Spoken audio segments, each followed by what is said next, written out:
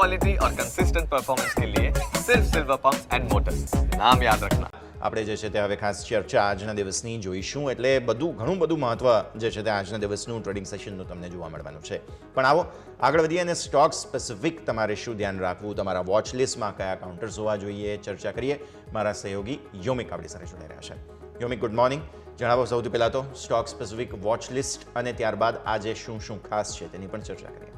જી yes, good morning. સૌથી પહેલાં આપણે શરૂઆત કરીશું તો બિઝનેસ અપડેટથી કરવા માગીશ કે આપણે જોયું કે ઘણી કંપનીઓના અપડેટ આવવાના શરૂઆત થઈ ગયા છે. તો સૌથી પહેલાં હું નાયકાની વાત કરવા માગીશ કે નાયકાના એમની જે કન્સો આવક છે ગ્રોથ એ 24% અહીંયાથી થઈ શકે છે એવું એક એમનું અનુમાન છે. બીજું કે એમનું જે ફેશન કન્ઝમ્પશનનો ડિમાન્ડ છે એ મામૂલી અહીંયાથી ઘટાડો દર્શાવી રહી છે. અને સાથે સાથે કે જે ઘટાડો તો દર્શાવે છે પરંતુ એક હોપ છે કે હવે જે આવનારા જે તહેવારો છે, દિવાળી છે અને સાથે સાથે જે લગ્નની સિઝન આવશે એના કારણે ફરીથી તેમની ડિમાન્ડ અહીંયાથી સુધરી શકે એવી એક ચાન્સીસ અહીંયાથી જોવા મળી રહ્યા છે. આ નાયકાની વાતથી નેક્સ્ટ ટાટા મોટર્સ જેની વાત કરવા માગીશ કે ટાટા મોટર્સના JLR છે એના રિટેલનું જે સેલ્સ છે એમાં અહીંયાથી આપણને ઘટાડો જોવા મળી રહ્યો છે કે બીજા ત્રિમાસિકમાં એમનું જે વેચાણ છે એ 3% ઘટીને 1.03 લાખ યુનિટ અહીંયા જોવા મળી શકે. ઉત્પાદન પણ 7% ઘટીને 86,000 યુનિટ જોવા મળી શકે. આની પાછળનું કારણ એ છે કે એલ્યુમિનિયમનો જે ઓછો જે પુરવઠો જે છે એમાં એના કારણે એક મેઇન જે ઉત્પાદનમાં એક અસર જોવા મળી રહી છે. અને સાથે સાથે એમનું જે હોલસેલ વેચાણ છે એ પણ 10% ઘટીને 87,303 યુનિટ પર જોવા મળી રહ્યું છે. અને આ વર્ષ જે બાકીના 6 મહિના જે છે નેક્સ્ટ આવનારા Q3 અને Q4 એમાં ઉત્પાદન અને વેચાણ બંને સારી એક અહીંયાથી જોવા મળી શકે એવી એક કંપનીનો હોપ છે.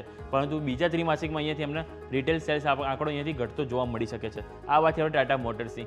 નેક્સ્ટ વાત કરવા માગીશ તો બજાજ ફિનસર્વની કે એમની જે ગ્રોસ ડાયરેક્ટ જે પ્રીમિયમની જે વેલ્યુ હોય જે રૂપિયા 11,056 કરોડ હતી જે ઘટીને અહીંયાથી 10,560 કરોડ અહીંયાથી જોવા મળી શકે છે. આ અપડેટ છે બજાજ ફિનસર્વ માટેની.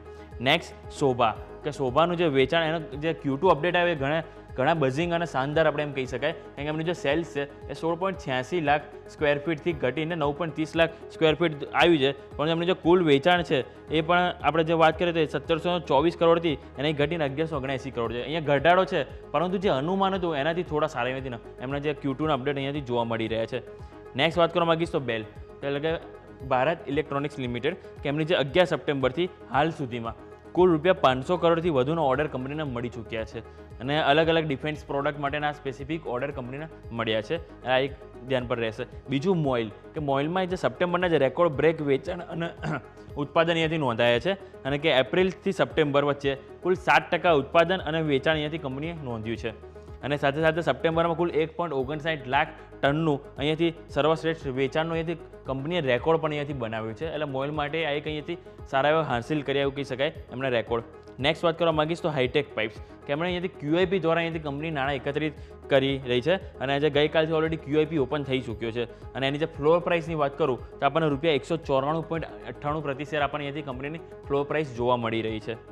નેક્સ્ટ પૂર્વાંકરાની વાત કરવા માંગીશ કે એમાં જે નોર્થ બેંગ્લોરમાં રેસિડેન્શિયલ પ્રોજેક્ટ અહીંયાથી ડેવલપ કરતી જોવા મળશે કંપની. અને એના માટે કંપની 3 એકર જમીન પણ ખરીદવા માટે અહીંયાથી કરાર કરી ચૂકી છે. આ અપડેટ છે પૂર્વાંકરા માટે. નેક્સ્ટ વાત કરવા માંગીશ તો HDFC બેંક. તો HDFC બેંકમાં સમાચાર છે કે એમની જે સબસિડિયરી છે HDFC એજ્યુકેશન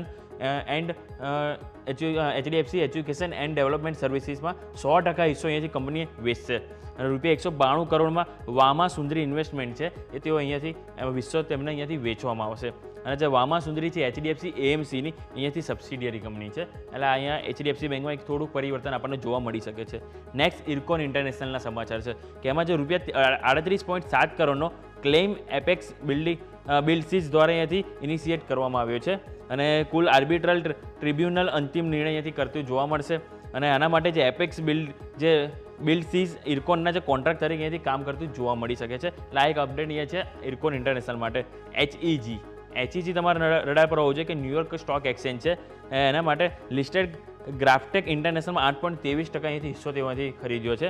અને રૂપિયા 248.62 કરોડનું અહીંયાથી કંપની રોકાણ કર્યું છે એના માટે. અને ગ્રેફાઇટ ઇલેક્ટ્રોડ્સનું જે ઉત્પાદન કરતી અહીંયાથી કંપની આજે છે કંપની સ્પેસિફિક જે ગ્રેફાઇટ ઇલેક્ટ્રોડ્સ છે એનું ઉત્પાદન અહીંયાથી કંપની કરે છે. અને સેકન્ડરી માર્કેટમાં આ ટ્રાન્ઝેક્શનનો કુલ હિસ્સો અહીંયાથી કંપની ખરીદતે અહીંયાથી જોવા મળશે. નેક્સ્ટ વાત કરવા માંગીશ તો Lemon Tree Hotels. Lemon Tree હોટલ્સમાં અપડેટ એવા છે કે રાજસ્થાનના ઉદયપુરમાં 54 રૂમ ધરાવતી એક પ્રોપર્ટી માટે અહીંયાથી લાઇસન્સ માટે સ્પેસિફિક કરાર કરવામાં આવે છે. સબસિડરી કાર્નેશન હોટલ આ પ્રોપર્ટીને મેનેજ કરતી જોવા મળશે.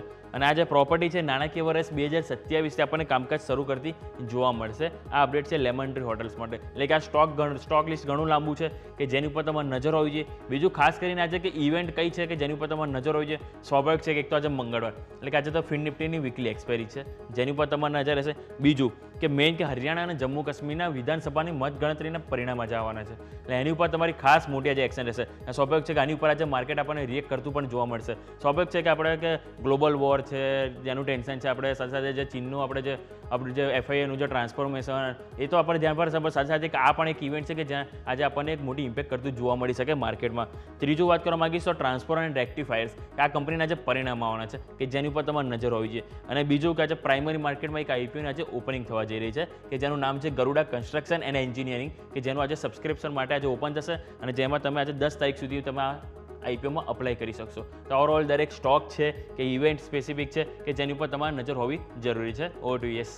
ઓકે, તો વ્યૂ આ પ્રમાણે અહીંયાથી ખાસ બનતું જોવા મળી રહ્યું છે. જે સ્ટોક સ્પેસિફિક એક્શન છે બધાને ધ્યાન પર રાખો, એક્સપાયરી છે ધ્યાન પર રાખો, RBI ઇવેન્ટ હવે લાઇન્ડ અપ છે ધ્યાન રાખો. ખૂબ ખૂબ આભારી અમે આપનો અમારી સાથે જોડાવા માટે.